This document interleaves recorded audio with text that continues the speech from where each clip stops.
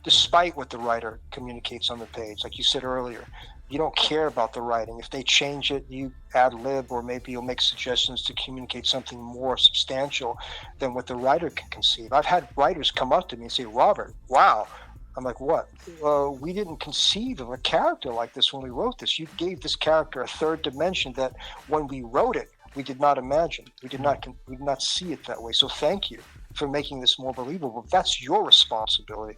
But Jamie, you already know that. Yeah. We talked about this. You know that you have the responsibility to teach them something, because just because they're in positions of authority doesn't mean that they get it right all the time. It just means that they're in positions of power and authority, but they make mistakes like anybody else, man.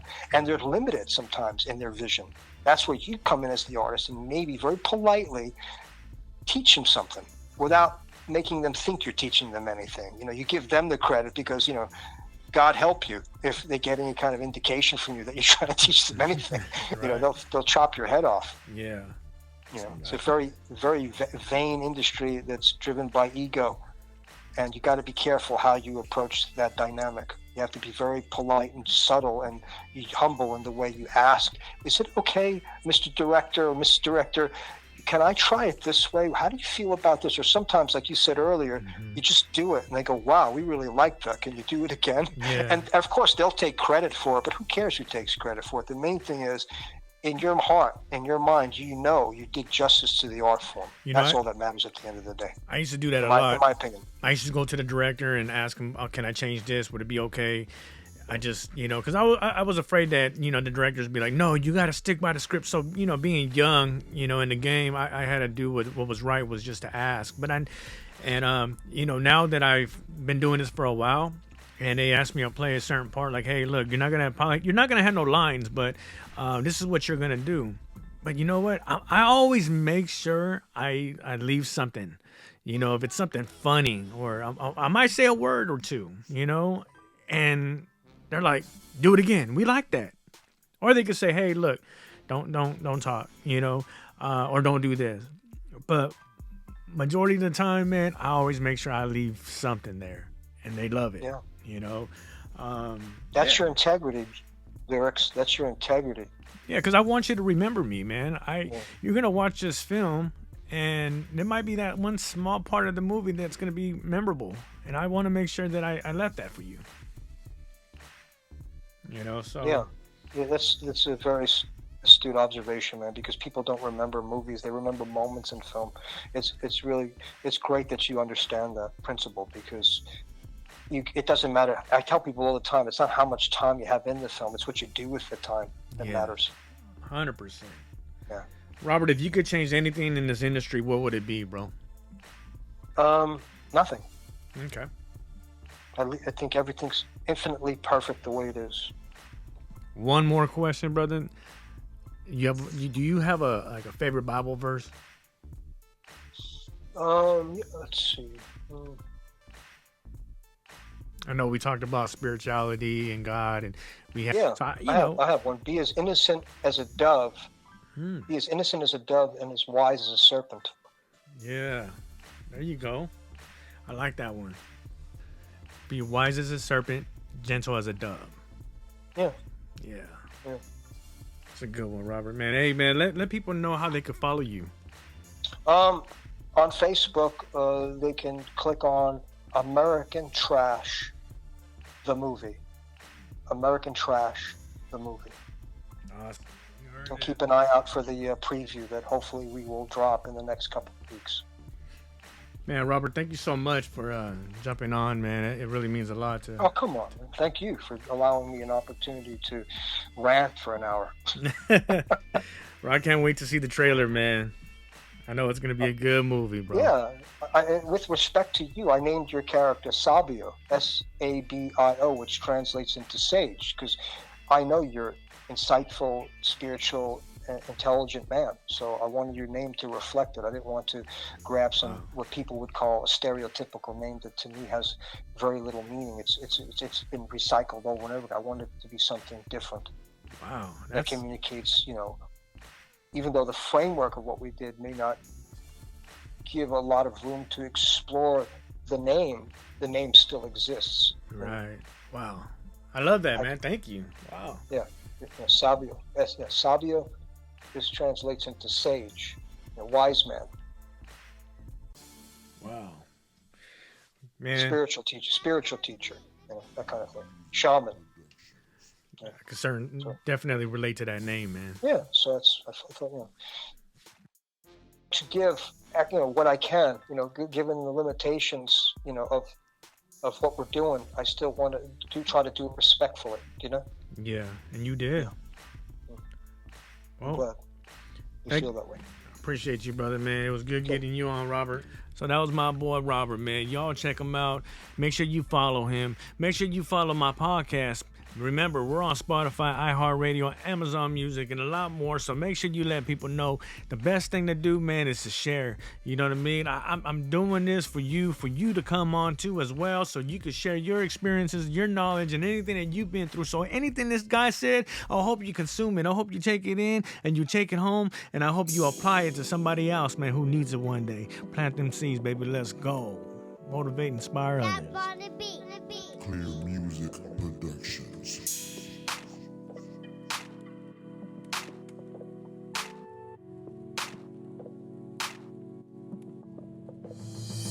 Hey, you feel like giving up? I bet your childhood was rough. I know how hard it is for you to love, too hard to give a hug. I bet you feel like a black sheep. What the hell with my family? You don't wanna live, but you're talented and you got so much to give. Hey, you only got one life. Let me give you advice. Now everybody's gonna be your friend. Nobody wanna see you win. So let me see you smile, my G, because this world ain't gonna pause due to your mind disease. So put your mind at ease. Let's get it cracking like a pound of leaves. Let's get it. Only got one life. I'ma live it positive. Only got one life. I'ma make it do my thing. Only got one life. Don't judge on how I live. Only got one life. I'ma make it through the end. Do you feel that breeze? Yup. But can you see it? Nope. But you believe it?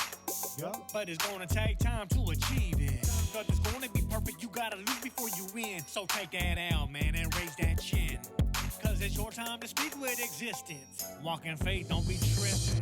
God is good, you gotta consider it pure joy. Out the hood and I'm ready to deploy. And you could do that too, be that dude. If you get mad, don't be that rude. So live your life, Cuddy, you only got one. You lose it, you're done. Hey, but I know you're gonna make it. It's the same book but different pages. Only got one life. I'ma live it positive. Only got one life. I'ma make it do my thing. Only got one life. Don't judge on how I live. Only got one life. I'ma make it through the end.